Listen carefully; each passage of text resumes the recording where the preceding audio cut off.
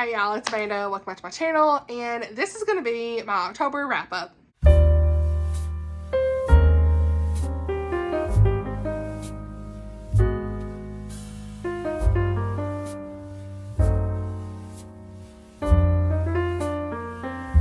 Let's dive right in and talk about the books that I read this month. I have a lot of books to get to. I should have done a mid-month wrap-up, but I didn't. So yeah, let's go ahead and dive right in. As always, the books will be linked down below. My reviews will be linked down below on my blog, bookloveramanda.blogspot.com. And if I have any videos associated with these books, I will leave them down below as well. And first and foremost, my new shirt says emotionally attached to fictional characters. Yes, I got this at Piper and Ivy. I saw Nicole Deese had this. I feel like, you know, like in Mean Girls when it's like, I saw her, I saw her wearing, what was it, something in flip-flops. So I bought those in flip-flops. I feel like it's like that moment. But I saw Nicole Deese wear this on Instagram. So I looked up this shirt and found it on Piper and Ivy's website. So your girl ordered it, okay? And I got another one that's like I'd rather be reading. So super excited about these shirts. Had to wear this because it's so much truth, okay? But first and foremost, let's dive into the books I read this month. And the first one was You're More Than You've Been Told by Hosanna Wong. This is a Christian nonfiction. So this is one I could add to my list of nonfictions that I've read this year. And I don't know where the book's at. Like, I've looked and looked, your girl has no idea. So, at this point, so I own it, but like, where? So, I had a vlog where I had, like, started talking a little bit about this. I will link it down below. Just reading out loud the introduction part. And I just absolutely love this. I personally really enjoy Hosanna Wong's spoken word poetry. And I got to see her perform at a women's conference in the past. So, she is someone that I've really enjoyed to see speak and talk about her story. And this book was filled with just the gospel of Jesus, and I really got so much out of it. He repeats a lot of herself, but honestly that's a good thing because you really get to just take in those points that she's trying to say. I love how she explained that we have a new name in Jesus and all the names that he has given us. I already had heard her speak about that before, but it was really nice to kind of read that reminder again. We're not defined as others define us. She tells us a lot about her story and her past, and I really appreciated that. You know, this book is truly about how we can figure out who we are, how you don't have to live as others have defined you. You're not disconnected from God in any way. It gives us a roadmap to live and reconnect with the Lord. And when you don't feel loved or like you're good enough or anything, and you're just hearing all the words of what other people have defined you as, you know, her book really reminds us to spend time in prayer, finding time to rest, finding time to just find real community, and to fight for time to spend in God's word. I think no matter where you are in your faith walk, there's going to be something for everyone in this book. And it was just a very poetic way to explain things, and I really liked it. I highlighted a ton of stuff. So I did give this 5 stars. If you've not seen any of her spoken word poetry, I will leave some videos down below. It's beautiful. I teared up several times. I had it on repeat at one point, like many years ago when I saw her speak. I absolutely loved it. So I will leave it down below. And yeah, I really like this book. The next book I read was The Cider Shop Rules by Julie and Lindsey. This is book 3 in the Cider Shop Mystery Series. And it is the final book in the series. So I hope that one day we will get more in this series. I absolutely love the characters, the setting, just everything about it is just that true cozy fall feel. I already read this with my friends Miriam over at Miriam Elizabeth Reads and Lindsey Lemus. I'll leave her Instagram down below. And we had the best time buddy reading this and talking about it. I ended up giving this on 4 stars. Nothing compares to the first one, but this is still a great read. It has all of the fall atmosphere, vibes, setting, just all the fun activities that you love to read about in the fall time. And we are back in Blossom Valley in Virginia in this one at the upcoming Fall Festival. And in this book, everybody's looking forward to going to Jacob Potter's pumpkin farm. Now, things go south really fast when Mr. Potter is found dead in the back of Winnie's pickup truck. Not good. And so she is kind of like a person of interest a little bit, but they kind of know it wasn't her because it's very odd how the whole thing went down. Like, we have Sheriff Colton back in town, and he is trying to help figure out the case, put everything together, and also protect Winnie. You can tell he cares about her. But then we kind of have a little bit of a love triangle coming in with this guy Blake, okay? And he comes in, and you're like, what are you doing here, dude? Like, I was like, get out of here. But anyway, I'm Team Colton, okay? Team Sheriff Colton. But anyway, so there's a little bit of that going on. Not too much, but there is some of that going on. So yeah, she's trying to figure out who does she like. and they're trying to figure out the killer, all that stuff. Favorite parts in this is definitely going to be Colton and the fall elements. I definitely want more in the series, like I said, but you know, this is still a great ending to the series overall. So yeah, 4 out of 5 stars. I am going to do like a wrap up at the end of what books I read for the Middle Earth Readathon and Katie's Christian Fiction Journey Through the Bible Readathon as well. I've got like a little graphic. I've got to look at it. So we'll talk about those and what prompts they fulfilled at the end of the video. Next book that I read was The Two Towers by J.R.R. Tolkien. Absolutely love this. I need to finish reading Return of the King. If you saw my TBR, you know I didn't finish it, didn't even get started on it. So hopefully by the time this video comes out, I will either have finished it or I'm halfway through, all that stuff. But this was the second book in the Lord of the Rings trilogy, and I absolutely loved it. I gave it 5 stars. I did talk about it, I think, in a vlog somewhere, so I'll link it. But what can I even say about this? You know, there's something about the Lord of the Rings that just brings pure comfort, pure happiness, and I highly recommend the narration by Andy Serkis, voices for each character who they sounded like they did in the movie, Gandalf, the Hobbits, all of the stuff. He did such a great job. Of course, he is the one who played Gollum, so of course he sounded just like Gollum because he is Gollum. But my favorite parts in this are Aragorn, Legolas, and Gimli, and then the chapters with Treebeard. So I was just very engaged regardless, I think because of the narration here, but you know, I really like that we got to see the splits, the way this is written. You get to see the splits of what's going on all together. It's not back and forth. There's like, here's a section of Merry and Pippin, here's the section of Aragorn, Legolas, and Gimli, and that's kind of tied in a little bit with Merry and Pippin because they're looking for them. And then we have other characters involved, and then we cut at the end to Frodo and Sam. And so I did like that because that wasn't like too much back and forth for me. And you know, I just feel like that this book shows all things friendship, bravery, loyalty, strength. Truly, you know, there are some parts that, like I said, that drag, specifically more so like the Frodo, Gollum, and Sam stuff, but you know, I still was completely immersed while listening to this. Sam has become a true favorite character in this series. You know, he's truly the reason that Frodo even was able to make it to where he was going. So, you know, you really see that he wouldn't have got far without him, especially in this book. We get to see Aragorn evolving as a character here. We see some parts with Faramir, meeting up with Sam and Frodo, and the stuff with Boromir, you know, what happened to him. Yeah, I can't wait for Return of the King. So I'm filming this when I haven't even started it yet, but hopefully I will have started it by the time this video comes out and be done with it. So, yeah, 5 out of 5 stars, as usual, as expected, all the things, loved it. The next book I read was The Lost Boys of Barlow Theater by Jaime J.R.R. Wright. This is her newest release. Absolutely adored it. 5 stars. It's not too scary, not too creepy. You can read it past 8 p.m. It's fine. So, yeah, dual timeline. We had some missing characters in the theater in both timelines. There are a lot of secrets to uncover about the theater. Some great Christian faith elements in this, and just a very rich setting and characters I loved. I think this is just the perfect gothic fall read as well. It's not scary. Some unsettling moments as far as like, you know, shadows in the dark. Who's this person grabbing somebody in the dark? That kind of stuff, because they're in like this old theater, that kind of thing, but nothing too creepy. The narration was perfect. It really keeps you engaged. I think there's 2 different narrators for both timelines. This is set in this eerie theater, like I said. The timelines are present day and then one in the early 1900s.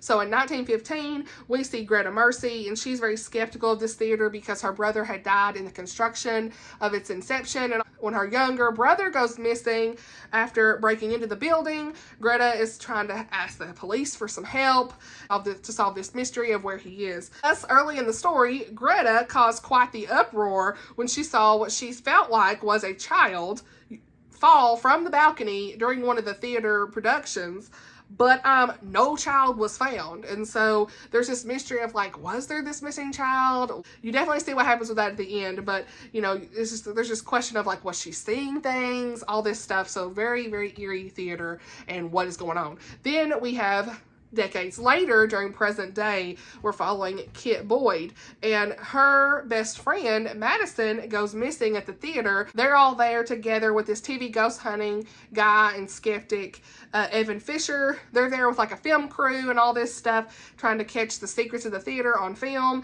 And Evan and Kit kind of start to work together to piece together different pieces of the puzzle to find Madison before it's too late. So that's the whole plot. If you're looking for a good just gothic mystery, this one is for you. The content's not triggering for me at all. You know, it's a little unsettling because at first you're like, did this child really fall from the balcony? There really wasn't any evidence of that. So that there are some comments and questions about this book having a psychic in it, or a medium, whatever you want to say. This is a Christian book, so I want to assure you that Jamie Jo combats what that person is saying in here with Evan. And, you know, I loved how he truly combated that. I explained it in detail in my vlog below if you want to check that out. But, you know, I read the parts from the book that I felt like were amazing for you all to understand just how he truly combated her. And he was just like letting her know, like, this is not even stuff we're going to be dabbling in, okay? So the faith in this was very, very good and weaved in very naturally. I loved it. Even though she has that kind of character in here, she makes sure to debunk what they're saying and doing and pointing back to God. Love that. So overall, I just feel like this is a really good, eerie, engaging fall gothic read, and a lot of y'all are going to enjoy this. Then we have the DNF of the month, and that is Julia Monroe Begins Again by Rebecca Millet. I was so disappointed. I really wanted to enjoy this, but it just wasn't for me.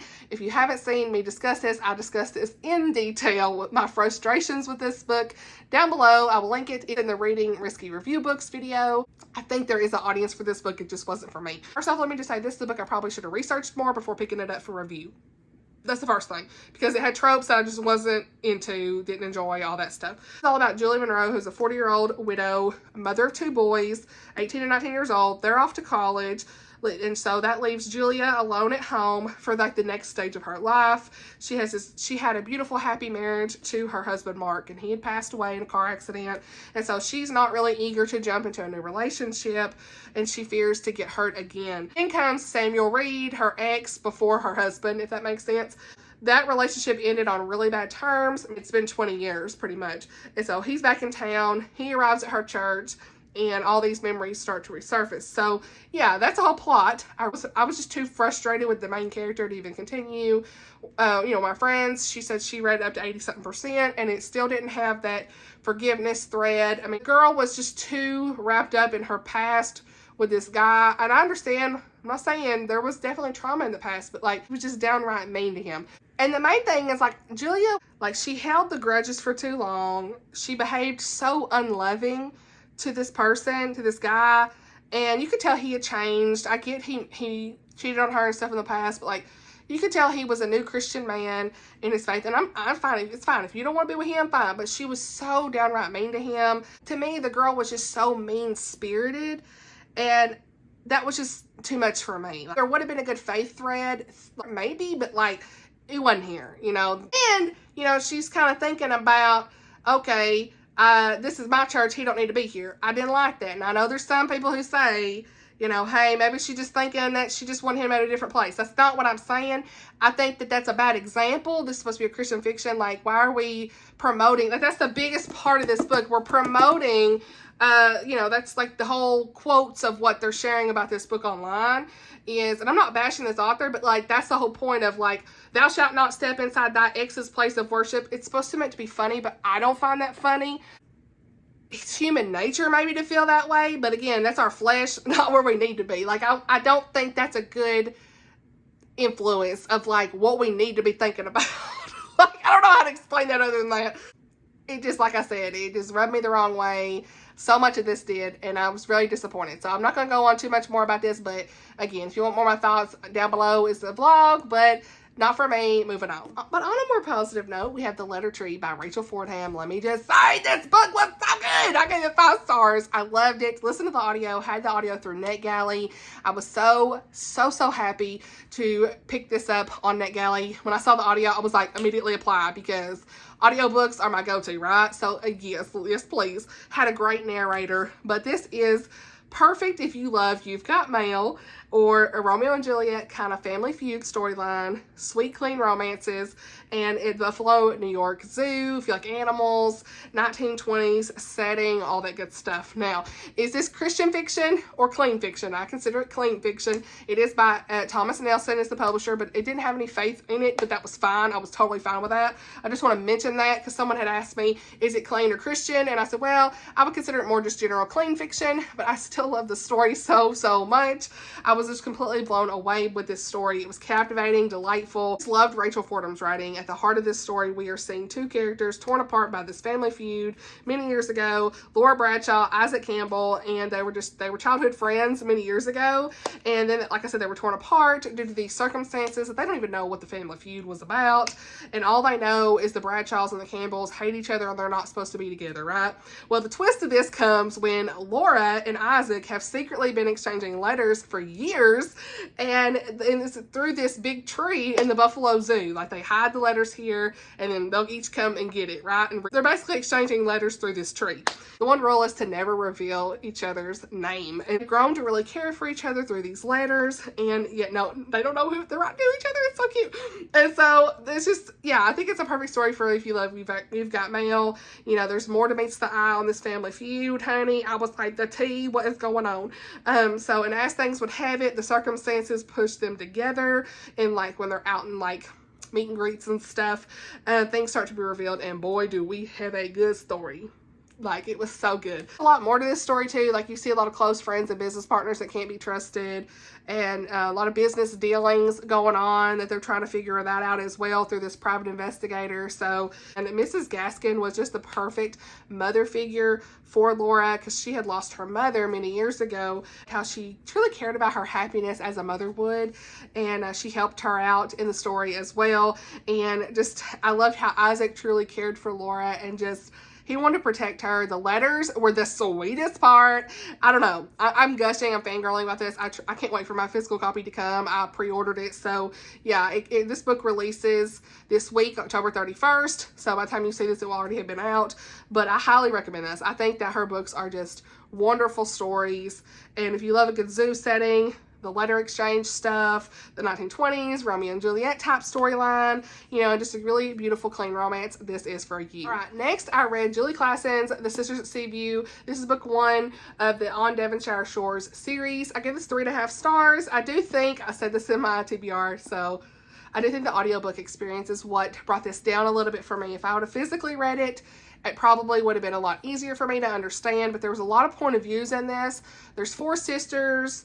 We follow 2 more closely than the other 2, but I think seeing all the point of views got me kind of confused at times with the audiobook. I need to physically read it. So I do have book 2 on hand for the TBR this coming up month, and I definitely plan to read that physically. But in this, I overall did enjoy the story. In this, we have Sarah, Emily, Viola, and Georgina. And so we see mostly Sarah and Viola's story. I related a lot to what Viola and her story was, because she had a scar. She was very self-conscious. It showed how she growed throughout her process, and she was telling people about this bad surgeon and all this stuff, and she just truly was able to like come out of her shell, because she was pretty self-conscious and she wears like a veil and all this stuff. And then we see Sarah, who is the oldest, and she's pretty much trying to keep the whole family together. They're suffering from bad finances where their father had passed away and the house was entitled to somebody else, and so, you know, they end up having to turn this home into a place that they rent out to try to make money and do a family business. And so Sarah's trying to keep everything together, but she ends up forming a little romance with a Scotsman, and I was here for that one. So I really liked those 2 point of views. Those are the primary point of views. As far as faith content goes, we do see some references, but it's very light and natural in the story. You know, I think that a lot of people have said that this book, in their reviews, they've said that this is great for fans of Little Women because of the 4 sisters, and I could definitely see that. I think if you like a good family story, you're really going to enjoy this. The next book I read was To Have and to Hold. This is 3 autumn novellas. We have Betsy St. Amant, Becky Wade, and Katie Ganchert. So the first novella, I read these and marked them individually on Goodreads because why not?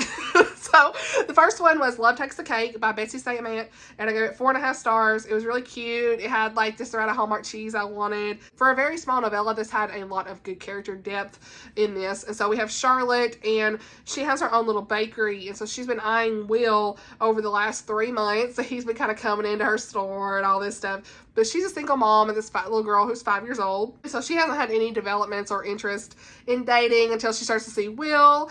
And, you know, Will keeps buying bakery goods for this girl named Melissa. And Charlotte assumes that Melissa is his girlfriend, but it's his sister. The reader knows this quickly, but Charlotte doesn't. And, you know, things kind of go from here as Charlotte is working through the wedding festivities and getting to know Will throughout the process. And Will is the best man in this wedding that they're all working on together and all this stuff. So yeah, it was super cute. I really liked the layer of depth that had between Will and his sister. You know, she has a disability and he has a past of all this stuff that happened with him. Scarlett even has a past, like a very in-depth past of things that happened with her and her past relationship and her daughter and all this stuff. So a little bit of faith content in this, not a lot, but it was nice to see what was in there. So yeah, that one was a cute fall romance. The next one was Katie Ganchert's The Perfect Arrangement. I give it 3.5 stars. I didn't love it as much. I think I just didn't connect with the characters, but a lot of y'all would probably like that one too, because Amelia meets Nick accidentally by running into his car when she's spying on her ex's wedding. So it's like, my girl, what you doing? But she ends up sending a lot of emails back and forth with him. So I think I just wasn't connected because of all the emails. I don't know what it was. On audio, I think if I'd have read it again, if I'd have read that, I probably would have liked it better than listening because the narrator wasn't the best.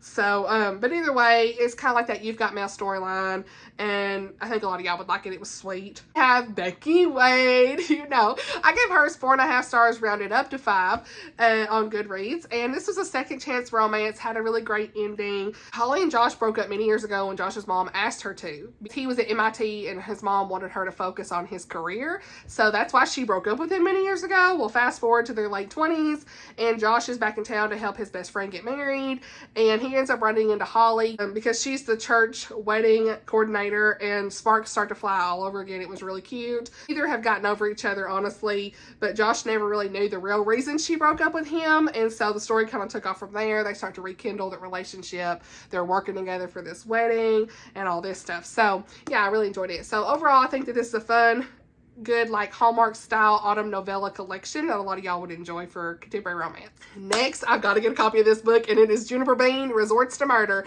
by Gracie Ruth Mitchell. Let me just say, this book, I loved it. Good. 5 stars, 4.5 to 5 stars. What am I saying? I rated it up to 5. And this is so good. It's a secular, clean romance. There are some things that some of you all may not be okay with reading, so I will mention the content, but overall, I personally enjoyed the story. And it had forced proximity, grumpy versus sunshine, dual point of view. The audio was great. Has a male narrator for him and a female for her, yes. Great witty banter, clean rom-com, and cozy mystery that leans a little bit more on murder mystery style versus just cozy, because I'll get into that, but yeah, I just want to mention that. And opposites attract, and the characters are Aiden and Juniper. Let me just say, let's go. Buddy read this with my friend Caitlin over at Pride and Paperback, and we had the best time buddy reading this. I really enjoyed chatting with her about it. In this book, we have Juniper Bean, and she is this fun, pink-haired, quirky girl, drives like a yellow beetle, all this stuff, and she has been through a lot in 10 years. Let me just say, her mother passed away 7 years ago. She never knew her dad. She was in foster care due to her mother's neglect. She experienced a lot of trauma from that with her mom and being in foster care and stuff. She had great foster care parents, but still, it's just been a tough time out here for a girl, okay? Her life, though, was completely changed when she met Aiden, and let me just say, he's the best book boyfriend. He is the best boyfriend. Okay, I loved his character. He is 5 years older than her, quite the past. So all I'm going to say is that they haven't seen each other in years to be her tutor and stuff. They end up finding out that they're going to be roommates together. So there's that forced proximity trope, but it's a completely clean romance, okay? So Aiden doesn't want anything to do with her in this new living situation, but his sister's the one that worked it out, didn't really know anything about who was who, all that stuff, and it was just, it happened kind of thing. He's definitely grumpy and she's the sunshine. They're so different, but they go together so well. Things change really quickly. She gets a letter from someone very quickly saying, hey, meet me here. I know about your parents. And so Aiden goes with her and the girl is dead. What happened? How did she die? They're trying to figure out this murder mystery together. Trying to figure out who her real dad is also throughout the process, and her past with her mom. There was some stuff that she knows happened with her mom that she is trying to figure that out too. Aiden is basically a teacher at a local high school, and he is helping Juniper figure everything out with this murder that they found, her dad, all that stuff. Okay, and the storytelling took off from here. So yeah, there's a lot I just said, but a lot was going on. Made me feel all the emotions. Aiden really stole my heart. I absolutely loved him. He was really a caring guy, and I think he made the story for me because you know, while I didn't connect with her much, I really liked him because he was very involved in his food bank organization, and his past with Juniper was really beautiful. And, you know, they just have a lot of fun back and forth banter. It kind of reminded me of the Hubs and me at times, because we have a lot of banter back and forth. Y'all have seen some of it. I cracked up a lot. The mystery element comes in maybe around the 20% mark after we gotten to know our characters pretty well. And I was like, what? The ending took me out. I cried. Honestly, I teared up. You know, I did not guess who it was, by the way, as usual. I didn't guess. It's pretty rare when I guess. But yeah, it was just a really great ending. I want to read more of this author's books. And they have like a cute little pet name, we'll call it, couple name, whatever you want to call it. Juniper or Juniper. Yes, please. Yes, please. So the only reason this is not quite a 5-star is 4.5. I did round it up. I mean, these things didn't take away from my experience in the story, but take me with a grain of salt, because I want to mention content. You know, I'm really big about mentioning the content, so you can decide if this is something you want to read. And it's secular, so no, it's not meant to be a Christian novel, but it's meant to be a clean novel. But the content here is there are some mentions in regards to like a higher power, fate, yoga, some of that stuff, because she's like works at as a yoga instructor, I think at a yoga studio. So personally, it did not take away from my enjoyment of the story, but I want to mention that stuff because it is a little bit new agey stuff, but it wasn't like over the top, if that makes sense. The other side of this is this is, like I said, this is a cozy mystery that leans a little bit more on murder mystery, but it did have a little bit more of the intensity, specifically at the end, than other cozy mysteries might have. So I was fine with it personally, but I want to mention this. And there are mentions of grief. You know, she's visiting her mother's grave. There's parental death, parental neglect. Alcoholism is mentioned from her mom's stuff, and then there was mentions of a previous sexual assault for a character, and there was food hoarding mentioned as well. The sexual content is clean, completely clean. The characters do live together, that's the other thing, but you know, nothing happens other than kisses. There's no language that I recall, so just to kind of give you the scope of the content, there's that. You make your decision, but I personally enjoyed the story, and I do recommend it because it was a good time and it was clean. It wasn't explicit at all for me personally, but want to mention that for you all as well. So yeah, I highly recommend this for my rom-com mystery lovers. Almost done. The next book I read was Marshaling Her Heart by Mary Keneally. I gave this 3.5 stars. I rated it up to 4 on Goodreads. This is book 3 in the Wyoming Sunrise series. We follow Becky Pruitt and her journey through her successful ranch, her relationship with Nate Paxton, and her estranged abusive father. So there's content in here for this abusive father. I know he hits her. There's all this stuff with that. So be aware of that content. Becky has always been just a very interesting character to me throughout this series. Book 1 is Forged in Love. Book 2 is Laws of Attraction, I think. And then this is book 3. And this is the final book in the series. I had a good time with this series. A 3 to 3.5 star for the most of the journey, but the ending put it up to that 3.5 solid. And then I ended up rounding up to 4 on Goodreads. You know, book 1 I gave 5 stars. Book 2 I gave 4. And this one was like 3.5 to 4. So yeah, we got to see a lot of the characters from book 1 and 2 in this. Really liked that. You know, Becky experiences such peace in this book through the Lord, and that's what I really liked about that. You know, to live as Christ, to die as gain was fully expressed in this, in the ending of this book, so I really liked that, the faith content. She was at peace no matter what was going to happen in that situation that she was in. And there's a lot of action going throughout. Again, we have the Deadeye Gang. They've kind of been in and out throughout this series. That's kind of been the whole drama. Who are they? Are we going to get them? That kind of stuff. So yeah, I am really excited to read more from Mary in the future. I've got a lot of her books on my radar. The only thing that brings this down for me is there's a lot, and I mean a lot, of women's suffrage movement info. And to me, it's almost a little info dumpy. It's a bit overdone for me personally. A lot of y'all probably like it, the history of it. I feel like I've already learned a lot about it in books 1 and 2, that by the time I got to 3, I was like, okay, I'm over it, you know? So I'm not taking away from that too much because I think a lot of y'all still would like these stories. I'm not saying anything bad about it, really. It's just, you know, because I do like learning about the history in general, but I want more, for me, I want more of the relationship of Nate and Becky to be expanded upon versus the details with, like, the speaker that they have for the women's suffrage movement in this book. All those little details like that. you know, and like her dad's coming in and like going against the women's suffrage movement and like everything that she's doing and all this crazy stuff. So yeah, I get that. Maybe that's why it's in there, just to tie together the drama with her dad. I understand. I just think we could have seen more development for Becky and Nate personally. We do see a lot of hardships that Becky endured. Like I said, her mother had passed away. She lost 2 of her brothers. There was abuse from her father. Just that's the content warning in this, truly. He doesn't like a strong female being around, and he would hit her if like she did things that he didn't like. And so we see some of that abuse on page between Becky and her father. You know, it's very sad to see their relationship they had, but you know, you start to see her experience healing and, you know, peace from God, and I liked that part. Yeah, I think if you like a good Western story, the ranch setting, the romances, you know, strong female leads, clean romance, all that stuff, you're gonna like this. There's some faith content throughout, and the ending of this is my favorite because of the faith content. You kind of get to see where our characters ended up with their stories as well from book 1 and 2, all of that. So yeah, this is one I picked up to honestly read and review, and I'm glad I did. I have the whole series now, and it's definitely one that I recommend as a good Western story. The last book I read this month is Iscariot by Tosca Lee. I absolutely loved this. I gave it 5 stars. It's just a beautiful, thought-provoking biblical fiction all about Judas. The book truly deep dives into the life and character of Judas Iscariot. We see his life with his family, the tragedies he was experiencing, and his life as he walked with Jesus. Tosca Lee truly explores the complexity of human nature and faith, and just the ultimate act of betrayal in this.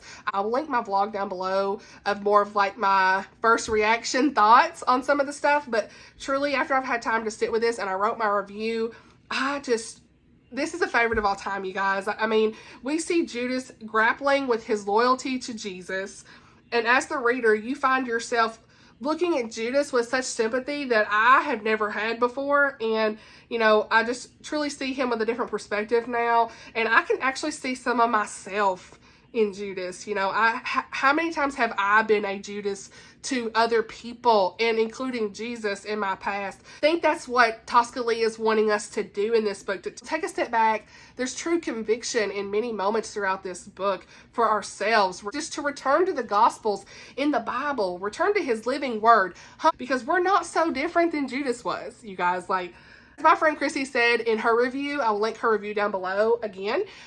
She fully explained how I was feeling throughout this book. And it's only 2 things distinguish me and Judas: repentance and the blood of Jesus Christ. Like I am saved by grace through Jesus, but have I ever been a Judas? Yes. You know, and we often think of Judas as this traitor, betrayer, thief, but this book made me think more about him than I ever have before. Truly. I thank Tosca Lee for truly just taking on such a controversial biblical character figure, and writing his story, and you could tell the amount of research that she did. I appreciated her author's notes in this. It truly makes you think, and you know, the historical and the biblical accuracy in this book is wonderful. I love seeing the relationship with Judas and Jesus together. Like, you know, you see Judas's point of view as, you know, they're walking through all the different miracles and teachings of Jesus during that time. And, you know, it was beautiful. So overall, this book is going to be a very compelling and emotionally charged book that is going to give you a fresh perspective on one of the most infamous characters, biblical figures in history. I think readers who really appreciate a good biblical fiction, a biblical character figure, and historical aspect are going to find this book very thought-provoking and rewarding. It's a very rewarding read. It's one of my most prized books of all time. So I'm so grateful that Tosca Lee sent me this. I had it on my radar for a long time. It was on my wish list for a long time, but I'm so glad that she sent me this, because now that I've read it, I am like forever going to recommend this book because it's so good. Real quick, my phone's about to die. Let me just say, I've talked a long time, but I want to do a quick wrap up. Let me find my graphic here let me go to my photos here on my iPad of like where I ended up for the Readathons this month. So I did not finish my bingo board for the Middle Earth Readathon that Reese hosted, and I helped co-host as well with Holly from Loving It with Holly and Sarah from Sarah's Tangled Tales. But I will say that for Legolas, Tauriel, and Keely, A Book with a Love Triangle, I read The Cider Shop Rules, so that fit because there was a love triangle in that by Julie and Lindsey. For a book with a strong feminine lead was Shield Maiden, and I read Marshaling Her Heart. Then for a book that's a sequel, The Two Towers by Tolkien. And then Iscariot was for my most prized book, my precious. And then Gandalf the Grey was a book with a mentor, and I picked Juniper Bean Resorts to Murder, and that's because Aiden was a mentor to Juniper back in college, high school time. And then we have Aragorn and Arwen, a book with an epic love story, and I picked The Letter Tree by Rachel Fordham because they were the best. So, yeah, the only ones I didn't have something for was these three right here. Almost like, what am I doing? This is so bad.